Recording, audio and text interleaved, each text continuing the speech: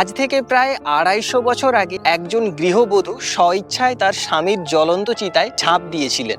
আজকে তোমাদেরকে যেই মন্দিরটা দেখাবো সেটা দেখতে অনেকটা ছোট হলেও এর কাহিনী বা ইতিহাস কিন্তু অনেক বড়। প্রায় ১১৭২ সালে বাংলার ভরতচন্দ্র বেরা নাগলের চাষবাস ছিল তো গ্রামে। আষাঢ় মাসের দিকে তখন ধান রোয়ার প্রচলন ছিল, সেই সময় সে নাগল নিয়ে হাল করতে গিয়েছিল।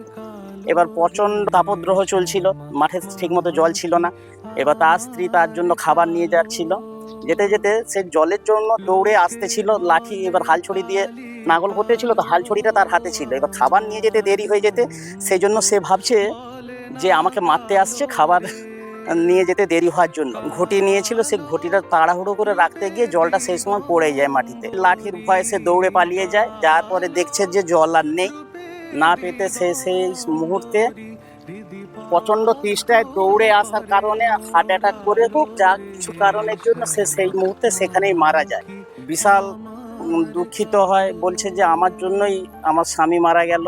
তারপরে সে জ্বলন্ত চিতায় এখানে যখন তাকে স্বামীকে দাহ করা হচ্ছিল, সে নিজের স্বইচ্ছাতে জ্বলন্ত চিতা ঝাঁপ দিয়ে মৃত্যুবরণ করেছে। তারপর থেকেই কিন্তু অনেকে এই মন্দিরকে আগুন খাকির মারও বলে থাকে, অনেকেই আবার সতী মন্দিরও বলে থাকেন। এমনও অনেক কথা রয়েছে এখানে তেল এবং সিঁদুর দিয়ে পুজো দিলে মনস্কামনা পূর্ণ হয়।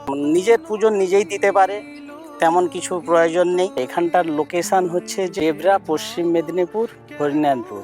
তোমরা যদি এই মন্দিরে আসতে চাও তোমাদেরকে মলিঘাটি পেরিয়ে সামান্য কিছুটা এগিয়ে আসতে হবে হরিনারায়ণপুর।